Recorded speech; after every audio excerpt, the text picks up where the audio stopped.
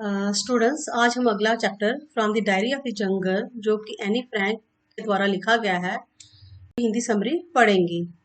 ये जो बच्चों लेसन है, ये एनी फ्रैंक की डायरी, एनी फ्रैंक जो इस लेसन की राइटर है उन्हीं की डायरी में से कुछ एक्सट्रैक्ट निकाल के ये लेसन लिखा गया है। ये वीडियो जो मैंने जेके बोस के बच्चे हैं उनके लिए तैयार किया है, बट जिस जो सेम लेसन है जो एनसीईआरटी बुक्स में भी दिया गया है, इसलिए जेके बोस के और एनसीईआरटी स्टूडेंट्स सब इस वीडियो को देख सकते हैं और इसे फायदा ले सकते हैं। From the diary of the jungle, Anne Frank. Writing in a diary is really strange experience for someone like me. Writing मैंने लिखना, किसी डायरी में लिखना, उसने कहा बड़ा अजीबोगरीब एक्सपीरियंस था समवन, मतलब कि मेरे जैसे इंसान के लिए एनी फ्रैंक लिखनी है। Not only because I have never written anything before, but also because it seems to me that later on neither I nor anyone else will be interested in the musings of a 13-year-old schoolgirl. Annie Frank बोलती हैं, Not only because I have never written anything before. ऐसा नहीं है कि मेरे लिए इसलिए ये स्ट्रेंज एक्सपीरियंस है क्योंकि मैंने ये कभी पहले कहीं लिखा नहीं है, बट इसलिए स्ट्रेंज एक्सपीरियंस है, मुझे लगता है ना मैं ना लेटर ऑन मीन्स कभी बाद में ना मैं ना और कोई इंसान किसी 13 साल की लड़की की बातों को पढ़ना चाहेगा। म्यूजिंग्स होता है ये पीरियड ऑफ रिफ्लेक्शन और थॉट, मतलब कि सोचना, उनकी बातें सुनना या पढ़ना उन बातों को। Oh well it does not matter, मगर मुझे इससे कोई फर्क नहीं पड़ता। आई फील लाइक राइटिंग, मुझे अच्छा लगता है लिखना। And I have an ever greater need to get all kinds of things off my chest. और मैं इस लिखना इसलिए चाहती हूँ, मैं चाहती हूँ जितना भी बोझ है मेरी छाती के ऊपर, जो भी बोझ है, मतलब मेरे अंदर जो भी बातें हैं वो मैं जहाँ पे लिखूं और उस बोझ को नीचे उतार दूं।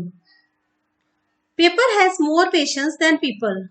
एनी फ्रैंक कहती हैं कि पेपर में, मुझे लगता है कि पेपर मैंने जहां वो लिखना चाहती थी कि उसमें मोर पेशेंस होती है, लोगों के बजाय उनमें मोर पेशेंस की ज्यादा धैर्यता होती है।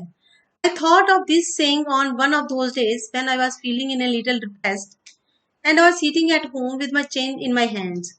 वो सोच रही थी, I thought of this saying, उसने जिस तब सोचा जब वो एक बार अपने घर में अकेली बैठी थी, थोड़ी डिप्रेस थी, परेशान थी, और इस तरह से दोनों हाथ अपने चिन के नीचे लेके वो बैठी हुई थी, बोर्ड एंड लिस्टलेस। लिस्टलेस होता है with no energy and interest, मतलब कि आलसी आ रहा था उनको। Wondering whether to stay in और गो आउट, वो सोच रही थी क्या मैं घर पे रहूं या बाहर जाऊं। I finally stayed where I was, अब मैंने सोचा कि मैं वहीं रहूंगी जहां पे मैं हूँ। बोर्डिंग बोर्डिंग मैंने engaged in or showing deep thought about someone that makes one sad, angry or worried. Yes, paper does not have more patience. वो कहती हैं मुझे लगता है कि पेपर में ज्यादा धैर्यता होती है, ज्यादा पेशेंस होती है। And since I am not planning to let anyone else read this tip back notebook grandly refer to as a diary, और मुझे लगता है कि मैं अपनी जो डायरी है, ऐसा कोई प्लानिंग नहीं करूंगी कि इस डायरी को, स्ट्रीट बैग होता है कि मोटे गत्ते वाली, ये जो मैं डायरी लिख रही हूँ इसको कोई पढ़े, जिसको मैं डायरी का नाम दे रही हूँ, unless I should ever find a real friend. और मुझे लगता है कि डायरी में तब तक लिखती रहूंगी जब तक कि मुझे कोई और सच्चा साथी नहीं मिल जाता, सच्चा फ्रेंड नहीं, दोस्त नहीं मिल जाता।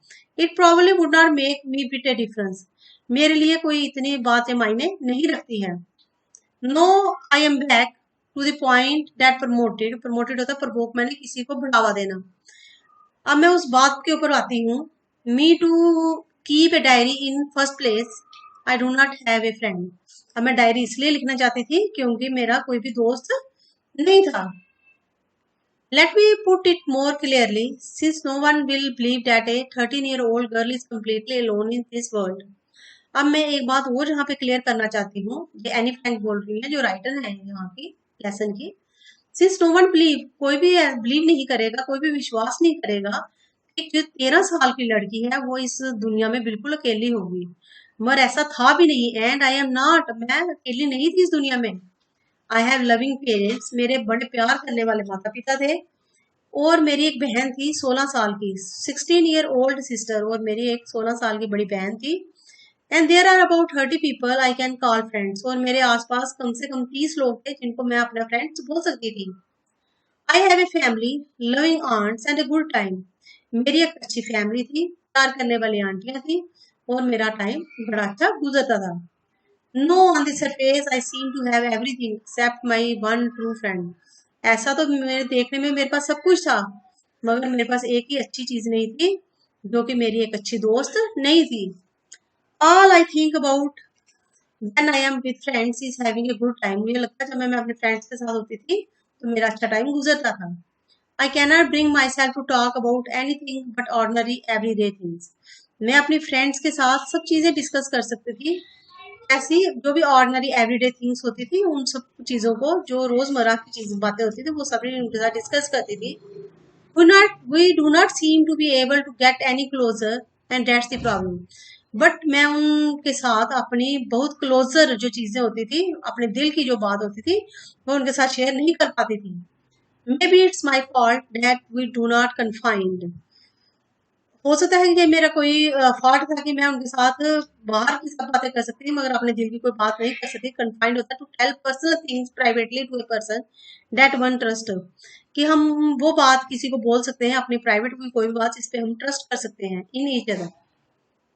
इन any case that's just how things are and unfortunately they are not liable. और ऐसा ही था, मैं किसी के साथ अपनी बात शेयर नहीं कर सकती थी। That is why I have started the diary. इसलिए मैंने डायरी लिखना शुरू किया। टू इनहांस, इनहांस होता है बढ़ाना किसी चीज को। इनहांस मीन्स इंटेंसिफाई, इंक्रीज और further improve the quality, value और एक्सटेंट ऑफ। जिससे मैंने बताया इसको होता है इनहांस होता है बढ़ाना। The image of this long awaited friend in my imagination. अब मैं जो इमेजिनेशन मैंने सोच में जो बात की, अब इसको मैं आगे बढ़ाना चाहती थी। I do not want to jot down the facts in this diary. Jot down होता है लिखना। अब मैं सिर्फ जैसे लोग जो बात होती है वो हर कोई फैक्ट्स उसमें लिखते हैं, मैं ऐसा नहीं करना चाहती थी। The way most people would do, but I want the diary to be my friend. मैं डायरी को अपनी फ्रेंड की तरह यूज करना चाहती थी। And I am going to call this friend Kitty. इसलिए मैंने इस डायरी का, जो अपनी फ्रेंड थी मेरी, इसका नाम किटी रखा। Since no one would understand a word of my stories to Kitty if I were to plunge right in. अब ये जो सब बातें मैंने लिखना चाहती थी डायरी में, अगर मैं एकदम से जंप करती और अपने बारे में इस डायरी में लिखना शुरू करती, तो कोई भी इसको समझ नहीं पाता। प्लंग होता है जंप करना और डाइव क्विकली, छलांग लगाना। डाइव होता है छलांग लगाना। अगर एकदम से मैं छलांग लगाकर अपनी ही बात इसमें लिखना शुरू कर देती, हो सकता कोई इस बात को नहीं समझता। I had better provide a brief sketch of my family. इसलिए मैंने सोचा सबसे पहले मैं अपनी फैमिली के बारे में कुछ ब्रीफ थोड़ा सा कुछ बताऊंगी, फिर उसके बाद डायरी लिखना शुरू करूंगी। Much as I dislike doing so. मुझे ऐसा करना अच्छा नहीं लगता था, फिर भी मुझे ऐसा करना पड़ा। My father, the most adorable father I have ever seen. मेरे पापा, एडोरेबल होता है प्यार करने वाले, लवेबल क्यूट, जो बहुत प्यार करने वाले पापा थे।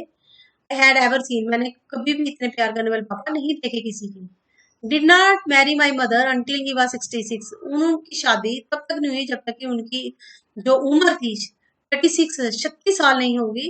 एंड शी वाज 25 है, और मेरी जो माँ थी, शी मीन्स उसकी जो माँ थी एनी की, उनकी एज 25 थी।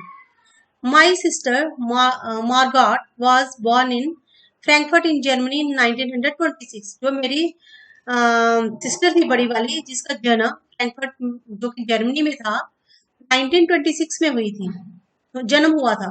आई वॉज बॉर्न ऑन 12 जून 1929, और मेरा जन्म 12 जून 1929 में हुआ। I lived in Frankfurt until I was 4। मैं फ्रैंकफर्ट में तब तक रही जब तक कि मैं 4 साल की थी। My father migrated. Migrated word जो है माइग्रेशन से ही लिया गया है। माइग्रेशन मैंने इधर से उधर कहीं कहीं घूमते रहना। Migrated mean lives one own country in order to settle permanently in another. मतलब अपने कंट्री को छोड़ देना और किसी और दूसरे कंट्री में सेटल हो जाना, वहां रहने शुरू कर देना। टू हॉलैंड इन 1933। मेरे पापा हॉलैंड चले गए 1933 में। My mother Edith Hollander Frank went with him to Holland in September। मेरी जो माँ थी वो भी सितंबर में हॉलैंड चली गई। While Margaret and I was sent to Aachen to stay with my grandmother। मेरी बड़ी बहन और जो मैं थी, दोनों हम लोग ग्रैंडमदर में उनकी नानी के साथ ही वहीं पे रहे। Margaret went to Holland in December। Margaret को दिसंबर में हॉलैंड चली गई अपने माता पिता के पास, and I followed in February, और फेब्रवरी जब अगले साल आया तो मुझे भी वहां पे भेजा गया। देन आई वॉज प्लंग्ड मैंने to put down on the table as a birthday present, क्योंकि मार्गरेट का जो बर्थडे था वो फरवरी में था, इसलिए मुझे जैसे वहां पे उसका एक बर्थडे प्रेजेंट के तौर पे वहां पे फेंक दिया गया। I started right away at the Montessori nursery school. अब मुझे वहां पे जो मॉन्टेंसरी नर्सिंग स्कूल था वहां पे एडमिशन दिला दी गई। I stayed there until I was 6। मैं उस स्कूल में तब तक रही जब तक कि मैं 6 साल की नहीं हुई। Eight which time I started in the first form. In the second form, my teacher was Mrs. Corpus, this headmistress. वहाँ पे जो मेरी टीचर थी वो मिसिस कॉर्पस थी, जो कि उस स्कूल की हेडमिस्ट्रेस भी थी। At the end of the year, we were both in tears as we said a heart-breaking farewell. जब साल खत्म हुआ तो हम दोनों की आंखों में आंसू थे, क्योंकि हमें एक दूसरे को हार्ट ब्रेकिंग, दिल तोड़ने वाला फेयरवेल, मैंने जैसे हम किसी को भेजते हैं तो हमें दुख होता है, उसी को बोलते हैं हार्ट ब्रेकिंग फेयरवेल।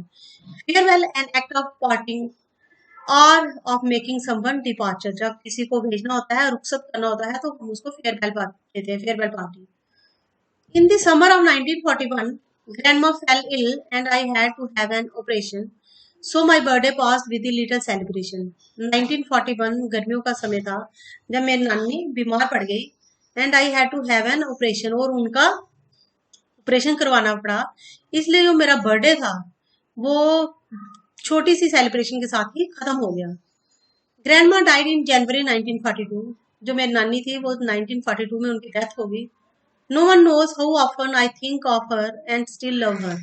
कोई नहीं जानता कि मैं अपनी नानी को कितनी बार याद करती हूँ और अभी भी उनसे कितना प्यार करती हूँ। This birthday celebration in 1942 was attended, मैंने प्लान करना, to make up for the other।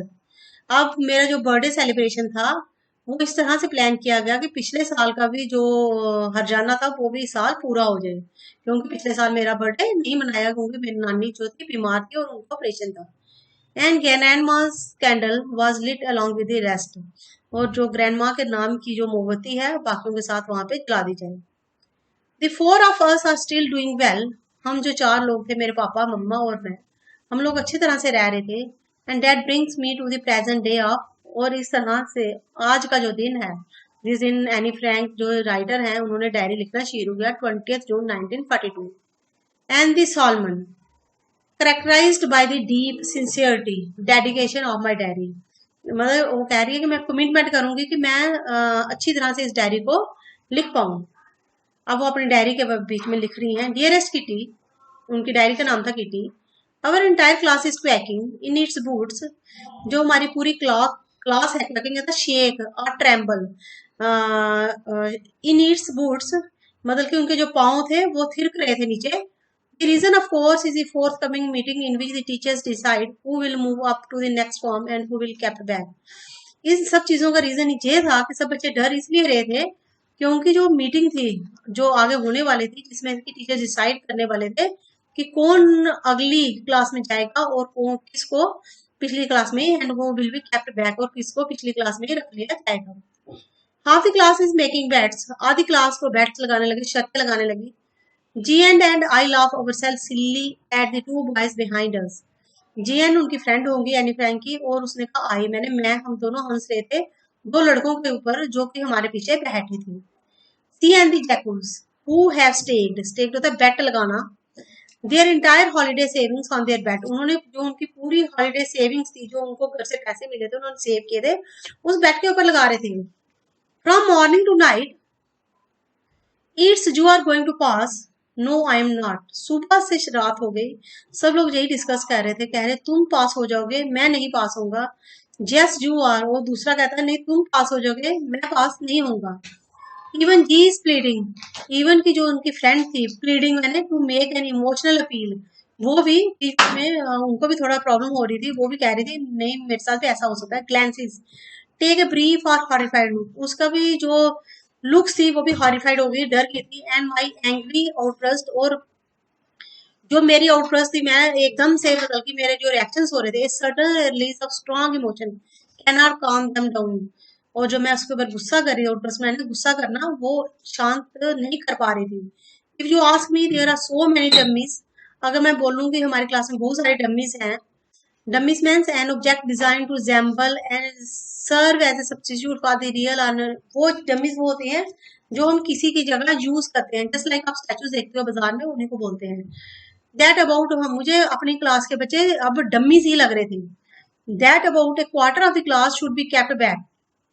कह रहे थे कि क्वार्टर मतलब जो 1/4 हिस्सा है वो पीछे ही रह जाएगा क्लास का। But teachers are the most unpredictable, unpredictable, not be able to predict, changeable, मतलब कि जिनको हम पहले ही जिनके बारे में कोई अनुमान नहीं लगा सकते। But teachers are more unpredictable, अनुमान लगाना, क्रिएचर्स ऑफ देयर वर्ल्ड। वो कहते हैं जो टीचर्स ऐसे क्रिएचर्स हैं जिनके बारे में हम पहले अनुमान नहीं लगा सकते कि वो क्या करेंगे। आई am not so worried about my girl friends and my self. मुझे इतनी चिंता नहीं थी, ना अपने फ्रेंड्स के बारे में ना अपने बारे में। वी विल मेक इट, हमें लगता था कि हम पास हो जाएंगे। The only subject I am not sure about is maths. एक ही ऐसा सब्जेक्ट था जिसके बारे में मुझे थोड़ी सी चिंता थी, वो मैथ्स था। Anyway all we can do is wait. But अब हम क्या कर सकते थे, यही कर सकते थे कि हम वेट करें और देखेंगे क्या होने वाला है। Until then we kept telling each other not to lose heart. और हम एक दूसरे को बोल रहे थे कि अपना हर्ट लूज नहीं करो। Not to lose heart mean not to discourage. I get along pretty well with all my teachers. मेरी सब टीचर्स अच्छी बनती थी। There are 9 of them. हमारे स्कूल में टोटल 9 लोग टीचर्स थे, जिसमें से 7 मैन थे and 2 women. Mister Keesing the old फॉरगे, जो मिस्टर कीसिंग जो उनको मैथ्स पढ़ाते थे, वो फॉरगे, फॉरगे मैंने एक ओल्ड फैशन इंसान थे। Who teaches maths was annoyed, जो भी उनको मैथ्स पढ़ाते थे और उनके साथ हमेशा एनॉयड में गुस्सा रहते थे। Annoyed mean slightly angry, irritative, जो हमेशा एनी फ्रैंक जो थी उनके साथ हमेशा गुस्से में रहते थे। विद मी फॉर एजीज, मुझे लगता है ऐसे जुगों से मेरे साथ गुस्से में है। क्यों गुस्से में रहते थे? क्योंकि आई टॉक टू मच, क्योंकि मैं बहुत बोलती थी। आफ्टर सेवरल वार्निंग्स ही असाइन मी एक्स्ट्रा होमवर्क। उन्होंने मुझे बहुत सारी वार्निंग्स दी और उसके बाद उन्होंने मुझे एक्स्ट्रा होमवर्क देना शुरू कर दिया। एक्स्ट्रा होमवर्क क्या था? एन ऐसे on the subject A chatter box. उन्होंने मुझे एक चैटर बॉक्स पे ऐसे लिखने के लिए दिया। चैटर बॉक्स क्या होता है? A person who likes to chatter, मतलब वो इंसान जिसको बातें करना बड़ा पसंद होता है, जैसे इसको हम टॉकटेटिव भी बोलते हैं। A chatterbox, what can you write about that? A chatterbox, मैं उसके बारे में क्या लिख पाऊंगी? एनी फ्रैंक सोचती हूँ। I had worried about that letter, I decided. अब मैंने सोचा कि इसके बारे में बाद में सोचूंगी, लेटर मैंने बाद में सोचूंगी। आई जॉटेड, जॉटेड, जॉटेड मैंने राइट, मतलब मैंने उसको लिख लिया अपनी कॉपी में जल्दी जल्दी। Down the title in my notebook, tucked it in my bag and try to keep quiet. अब मैंने उसको कॉपी पे लिख के उसको लिख के अपने बैग में डाल दी वो कॉपी। और अब मैंने सोचा कि मैं चुपचाप करके बैठूंगी। That's evening I had finish the rest of my homework. The note about the essay caught my eye. जब शाम को मैंने अपना बाकी होमवर्क फिनिश कर लिया, तो जो जो नोट मैंने कॉपी पे लिखा था वो मेरी आंखों में चुभने लगा, काट में चुभने लगा, जो वो ऐसे जो उन्होंने मुझे दिया था लिखने के लिए। I began thinking about this subject while chewing the tip of my fountain pen. अब मैं उस टॉपिक के बारे में सोचने लगी और जो जो मेरा पेन था मैंने उसको, जैसे हम पेन को बीच में उल्टे करके चुई करते हैं, चिबाते हैं पीछे से, सोचते वक्त वैसे करना उसने शुरू कर दिया।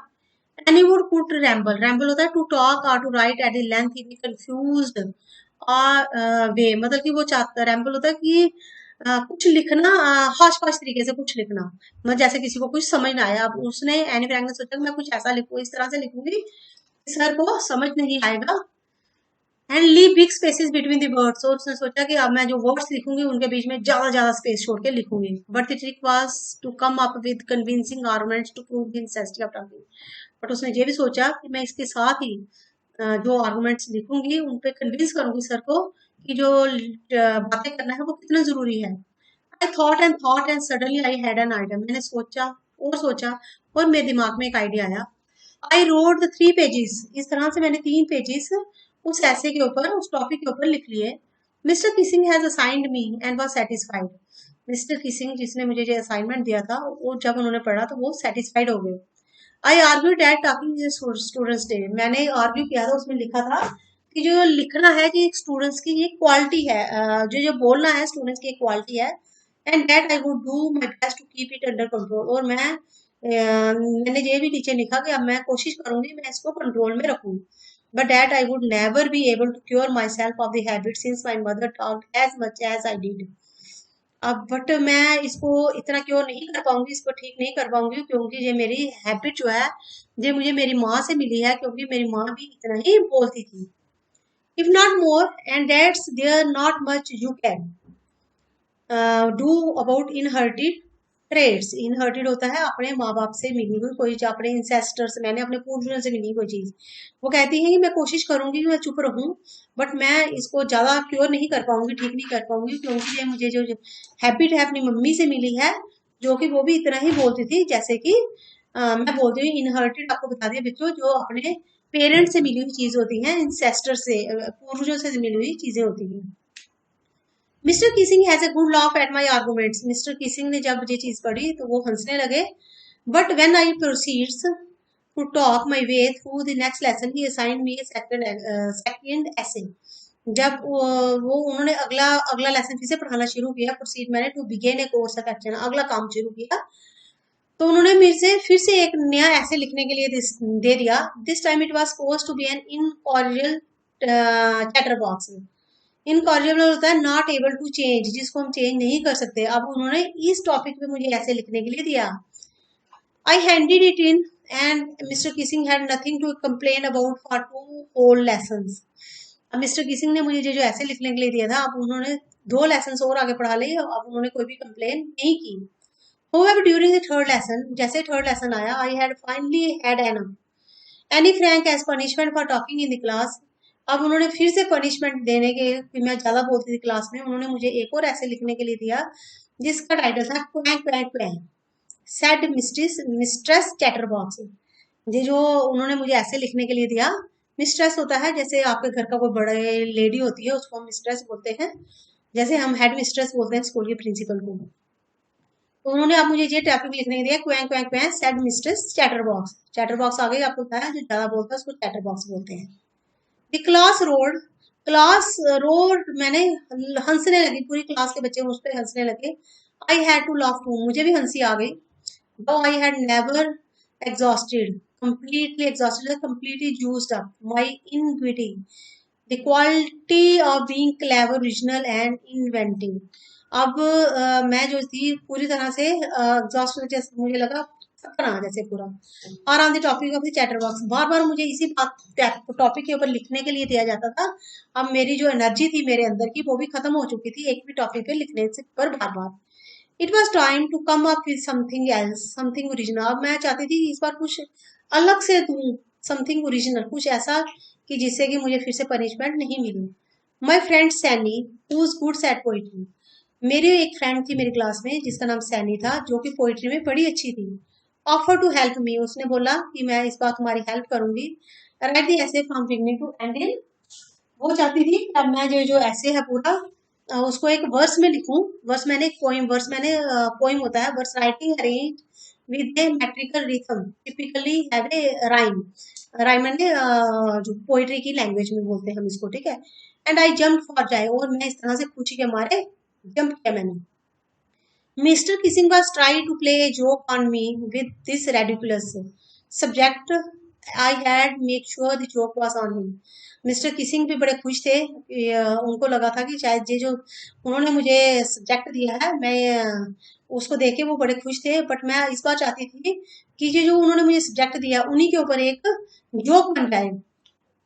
I finished my poem and it was beautiful, मैंने अपनी पोइम फिनिश की और ये बहुत अच्छी पोइम बन गई थी, बड़ी सुंदर पोइम बनी थी। It was about a mother duck and a father swan with 3 baby ducklings. ये जो पोइम थी मैंने एक मदर डक के बारे में लिखी थी और एक फादर स्वैन, मदर की डक की एक फैमिली थी उसके बारे में लिखी थी, और जिनके 3 बच्चे थे। 3 बेबी डकलिंग्स मैंने, उनके 3 बच्चे थे। who were beaten to death by the father because they quacked too much।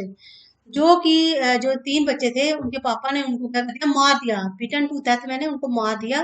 क्यों मार दिया? क्योंकि वो बहुत क्वैंक क्वैंक क्वैंक करते हैं, जो डक होती है वो क्वैंक क्वैंक की आवाज निकालती है, ठीक है बच्चों। इसलिए उन्होंने उसको मार दिया, क्योंकि वो बहुत क्वैंक क्वैंक करते थे, इसलिए उसके पापा ने उनको मार दिया। Luckily mister Keesing took the joke on right way. अब मैं चाहती थी कि जो जो मिस्टर किसिंग जो उनके मैथ्स के टीचर थे वो मेरे पे जोक बना रहे थे, मैं चाहती थी जोक उन्हीं पे बन जाए, तो ऐसा ही हुआ। He read the poem to the class. उन्होंने क्लास में पोएम पढ़ी, एडिंग हिज ओन कमेंट्स, और वो उसके साथ उन्होंने अपनी कुछ बातें भी उसके साथ शेयर की। And to several other classes, और इसके साथ उन्होंने ये वाली पोएम बहुत सारी और क्लासेस में भी शेयर की। Since then I had never low to talk, I have been allowed to talk and I have not been assigned any extra homework. और इसके बाद उन्होंने कभी भी मुझे क्लास में बोलने से नहीं रोका, और ना ही मुझे कभी एक्स्ट्रा होमवर्क दिया करने के लिए। ऑन द कंट्रेरी, कंट्रेरी मैंने अपोजिट इन नेचर, मतलब कि उल्टा हो गया इससे, कि mister Keesing always making jokes this days. अब क्या हुआ कि मिस्टर किसिंग ही कुछ ने नहीं मजाकिया किस्म की बातें क्लास में करने लगी। ठीक है बच्चों, इसके साथ हमारा ये चैप्टर जो from the diary of the jungle, जो कि एनी फ्रैंक द्वारा लिखा गया था, खत्म हुआ बच्चों। अगर बच्चों आपको पिछले जो लेसन्स हैं, footprints with your feet and an excellent father की हिंदी समरी, जहाँ उनके क्वेश्चन आंसर्स चाहिए, तो बच्चों आप नीचे डिस्क्रिप्शन में जाके क्लिक करके चेक कर सकते हैं। और अगर आपको और भी किसी लेसन में प्रॉब्लम हो जाए, इसी लेसन में कोई और डाउट है, तो बच्चों आप कमेंट्स में जाकर नीचे क्लिक करके देख सकते हैं। Thanks, students, and have a nice day.